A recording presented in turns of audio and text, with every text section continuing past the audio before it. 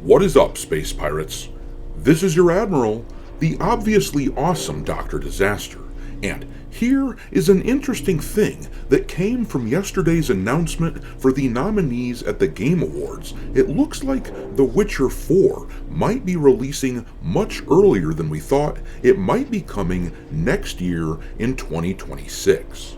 Oh, goody. If you look here, this is the list for the award of Most Anticipated Game at this year's Game Awards, and the interesting thing is that the criteria for this is that any game nominated must be scheduled to be released for the following year.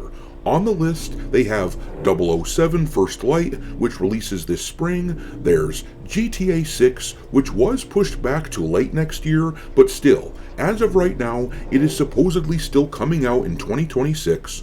Wolverine comes out next fall, Resident Evil Requiem comes out at the beginning of the year, and then at the bottom there is Witcher 4, which does not have an announced release date, but I expect that at the Game Awards that is going to change.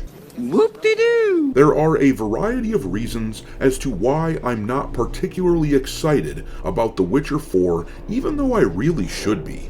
In a perfect world, I would be stoked to get another opportunity to jump into this world of The Witcher and use Ciri as a main character, but as we have discussed before, I really dislike what they have done with her character, turning her into a cheap female clone of Geralt, instead of letting her be her own unique character with her own unique skill set, since she was already plenty powerful in her own ways. But no, they couldn't do that. Instead, this game now comes off as another classic version of what we have seen far too often in the entertainment industry in the past few years. They were taking all my favorite people and replacing them with diverse women complaining about the patriarchy. And one thing that has absolutely not helped me trust that CD Projekt Red won't do this is the fact that they keep hiring people like this.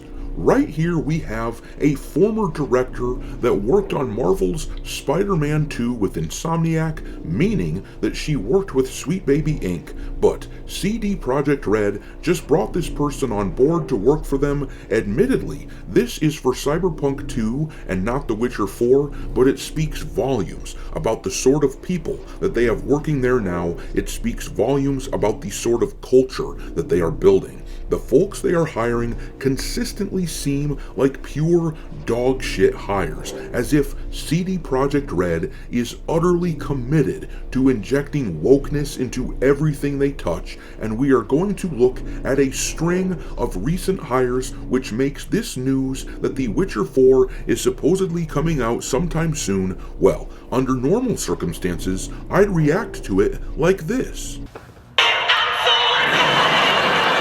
But these days, with the decisions that we have seen coming from CDPR, my mentality instead is this. Leave me alone, I hate you!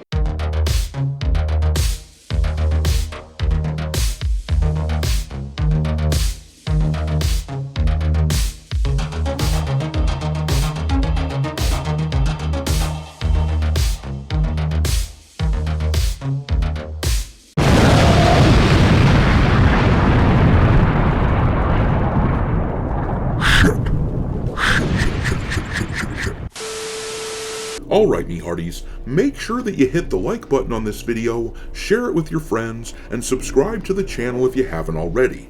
I've had a lot of people tell me that they have been unwillingly unsubscribed to the channel almost every day. I hear from someone new who says they didn't believe me when I talked about this phenomenon, but then they noticed that they themselves were unsubbed from the channel. I don't know why this is happening, but I do hear it a lot, so look into that and hit the notification bell while you're at it.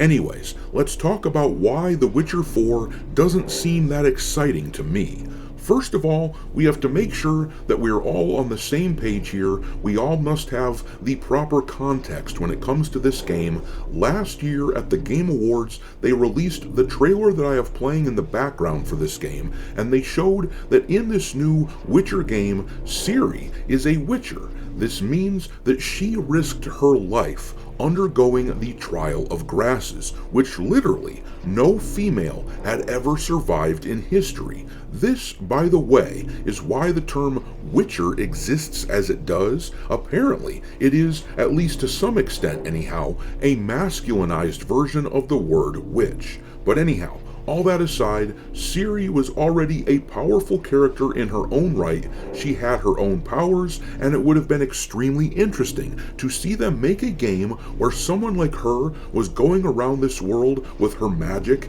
and hunting monsters without being a full-blown witcher. That would have been really neat. It would have been cool. And to top it off, there is no way that Geralt or Yennefer would ever allow Ciri to partake in the Trial of Grasses. They would never permit that. For a variety of story reasons and practical reasons, it is nonsensical that Ciri is now a witcher. It comes off as simply a way of doing the female replacement of a male character thing, and by now that is just tiresome. And to make matters even worse, it looked as though they had altered Ciri's face in the trailer so that her cheekbones made her look manly. In subsequent footage after this trailer, footage that we have seen, it appears as though they might have changed this so that Ciri looks more like her old self, but it is hard to tell. A new trailer would be interesting to see if, for no other reason, just because of the fact that I want to know what kind of design they are going to end up going with when it comes to Ciri. But at least at the outset, they were doing the masculine-looking woman thing, much like what was done with Perfect Dark or Fable, and I don't care for that, not at all. But let's get a little more context, and then we will look at these hirings that have been reported on with social media recently.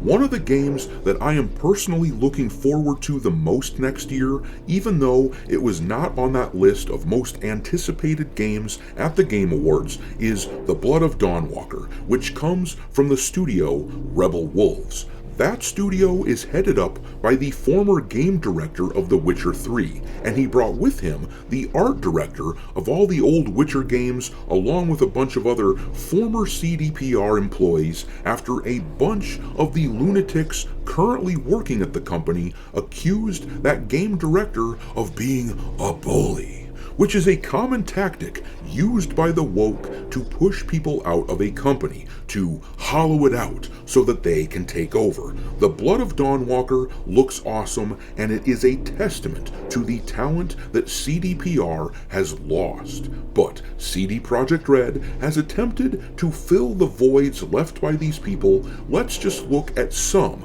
of their recent hirings. I showed you this person here who was hired to come on as one of the directors working on Cyberpunk.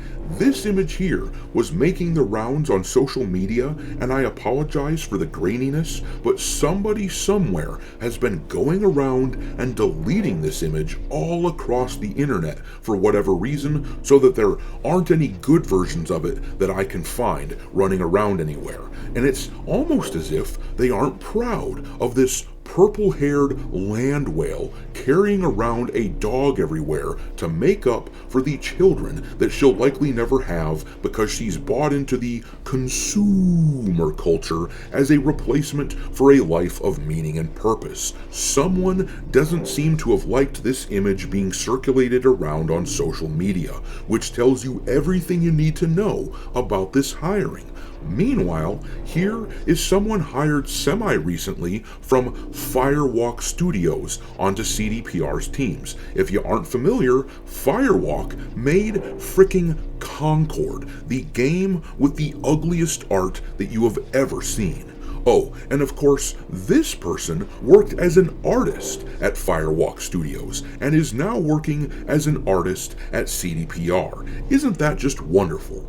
These people just keep failing upwards at everything they do. It doesn't matter to a studio like CDPR that Concord was basically the biggest flop ever. This person likely has the proper politics, so they got hired. Oh, and here is a recent hire who came over from Ubisoft. Once again, CD Projekt Red doesn't care that the studio this person came from worked on Assassin's Creed Shadows, which was an utter failure. They don't care that Ubisoft has been so mismanaged and has made such piss-poor games that they have gone from being one of the industry's juggernauts to being likely bought out because they are worth practically nothing. CDPR doesn't care about that.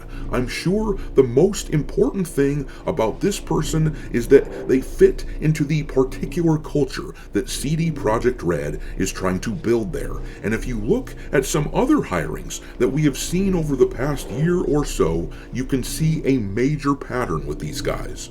One of the people featured in this social media interaction is Kian Mar, who is now working at the company as a lore designer for The Witcher. He formerly worked at the game journalist outlet The Gamer, which should tell you all you need to know about this little shit. But if you look at this exchange, this is one example of many where this guy is hostile toward gamers, saying that he wants to punch us. They also brought on this person here, Mary Kenny, who worked for Insomniac as one of the main writers on Spider-Man 2 and Wolverine, and she was known for speaking out last year during the Sweet Baby Inc. controversies and defending that company and what they do. The culture that they are building at CD Projekt Red is blatantly obvious, and it doesn't feel like I am a part of their target audience any longer. Sadly, and I'd love to be proven wrong here, mind you, but sadly I suspect that the product that we get with The Witcher 4